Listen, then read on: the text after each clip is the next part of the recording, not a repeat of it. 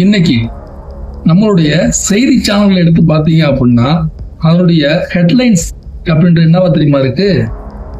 ஈரானின் கண்ணில் மண்ணை தூவிய இந்திய மாலுமிகள், இந்தியாவிற்கு வந்த முதல் கச்சா எண்ணெய் கப்பல் அப்படின்ற மாதிரியான செய்தியா தான் உலா வந்துகிட்டு இருக்கு. கச்சா எண்ணெய்க்கு உலக அளவுல பெரிய தட்டுப்பாடு இருக்கிற இந்த நேரத்துல நமக்கு மட்டும் ஒரு இந்திய கப்பல், இந்தியாவுக்கு ஒரு கப்பல் வந்திருக்கு, அது கச்சா எண்ணெய எடுத்துக்கிட்டு வந்திருக்கு, 1,35,000 டன் எடை கொண்ட கச்சா எண்ணெய் அப்படின்னா ரொம்ப ஆச்சரியமானது தானங்க இருக்கு. இந்த விஷயத்தை பத்தி தான் இந்த வீடியோ தொகுப்பு இருக்க போகுது. இனிமையான தமிழ் பேசும் இளமையான தமிழ் உள்ளங்களுக்கு சாமானியனின் பணிவான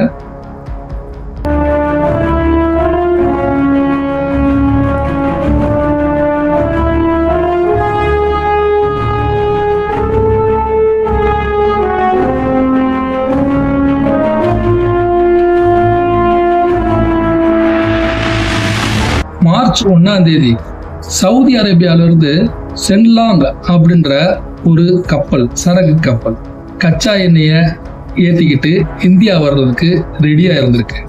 ஆனா போர் பதட்டம் காரணமாக மார்ச் 1 அப்படின்றது மாற்றி அமைக்கப்பட்டு மார்ச் 3 சவுதி அரேபியாவிலிருந்து அந்த கப்பல் கிளம்பியிருக்கு.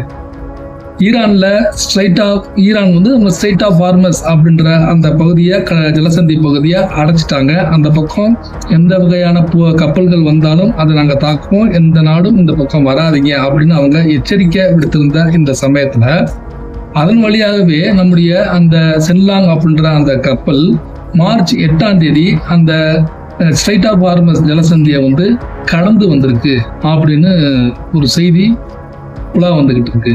இந்த செய்தியில எவ்வளவு உண்மைத்தன்மைகள் இருக்குது அப்படின்றது தெரியல. அதாவது ஈரானுடைய அந்த ரேடார் அமைப்பு, அவங்களுடைய அந்த ட்ரோன் பாதுகாப்பு அமைப்பு, இதையெல்லாம் தாண்டி அவங்களுடைய கண்ணுல மண்ணை தூவிக்கிட்டு இந்த இந்திய கப்பல் அப்படின்றது இங்க வந்து சேர்ந்துருக்கு. இந்த இந்திய கப்பலுக்கு கேப்டனா இருந்தவர் சுக்சாத் சிங் அப்படின்றவர்களாக சொல்லப்படுது. அவர் கூட வந்துட்டு 29 மாலுமிகள் இருந்ததாகவும், மற்றபடி ஸ்ரீலங்கா, பாகிஸ்தான் அவங்களுடைய மாலுமிகளும் அதில் இருந்ததாகவும் சொல்லப்படுது.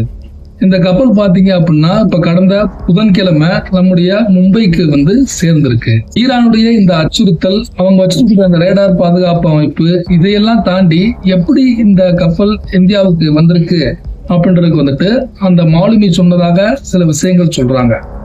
அதாவது அந்த கப்பல் அந்த ஸ்ட்ரைட் ஆஃப் ஹார்மஸ் பகுதியை கடக்கும் போது கப்பல் இருக்கக்கூடிய அந்த தானியங்கி அடையாள அமைப்பு அப்படின்றத அவர் ஆஃப் செஞ்சிட்டதாகவும், GPS அமைப்பு அதையும் அவர் ஆஃப் பண்ணிட்டு அந்த ஜலசந்திய கடந்ததாக சொல்றாங்க.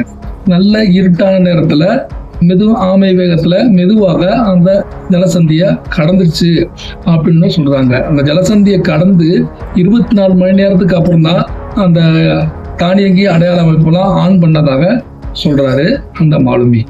இந்தியாவுடைய வெளியுறவுத்துறை அமைச்சர் திரு ஜெய்சங்கர் அவர்கள் ஈரான் கிட்ட 3 முறை போன்ல பேசினதாகவும், அதுக்கு அவங்க ஈரான் அனுமதி கொடுத்தாங்களா கொடுக்கலையா அப்படின்றது வந்துட்டு தற்போதைக்கு வெளியே சொல்ல முடியாது, அதனாலதான் வெளில சொல்லாம இருக்காங்க அப்படின்ற மாதிரியும் ஒரு தகவல் ஓடிக்கிட்டு இருக்கு.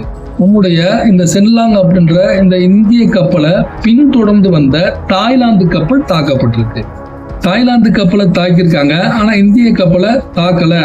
அவங்களுடைய கண்ணில் மண்ணு தூக்கிட்டு வந்துட்டோம்ட்டு நம்முடைய மாலுமிகள் சொல்றாங்க. அப்படின்னாலும் ஒருவேளை ஈரான் அரசாங்கம் நம்ம இந்திய கப்பலை அந்த ஜலசந்தி வழியா போறதுக்கு அனுமதிச்சிருக்கா அப்படின்ற கேள்வியும் நம்மளுக்கு எழத்தான் செய்யுது. ஆனா இதுல எது உண்மை அப்படின்றது இதுவரைக்கும் தெரியாம தான் இருக்கு. எது வேணாலும் உண்மையா இருக்கட்டும், ஆனா இப்போதைக்கு நம்மளுக்கு 1,35,000 டன் எடை கொண்ட அந்த கச்சா எண்ணெய் அப்படின்றது நம்மள்கிட்ட இருக்கு. ஸோ இதை வச்சு பெட்ரோல், டீசல் அப்படின்றது விலை அதிகமாகாம கொஞ்சம் கட்டுப்படுத்துறதுக்கு கொஞ்ச நாட்களுக்கு தான் நண்பர்களே, இது முழுமையான தீர்வு கிடையாது. கொஞ்ச நாட்களுக்கு இதை வச்சு சமாளிப்பதற்கு உண்டான வாய்ப்புகள் நமக்கு கிடைச்சிருக்கு. உண்மையிலேயே நம்முடைய கேப்டனால அந்த சாதுரியத்தினால தான் இந்த கப்பல் மும்பையை வந்து அடைஞ்சிருக்கு அப்படின்னா அந்த கேப்டனுக்கு ஒரு சல்யூட். அதே நேரத்துல நம்மளுக்கு உற்ற நண்பனாக இருக்கக்கூடிய ரஷ்யா ஈரானுக்கு சப்போர்ட் பண்ணிக்கிட்டு தான் இருக்கு.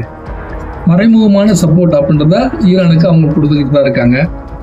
இந்தியாவுக்கு அவங்க அதாவது ரஷ்யா எண்ணெய் தருவதற்கு எந்த விதமான தட்டுப்பாடும் இல்லை, நாங்கள் கொடுக்குறோம் அப்படின்ற மாதிரி சொல்லியிருந்தாங்க.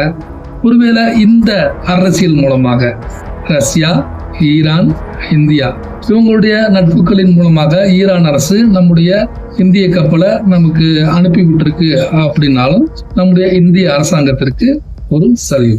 இது போன்ற ஒரு முக்கியமான வீடியோ தொகுப்பில் மீண்டும் சந்திக்கலாம். நன்றி.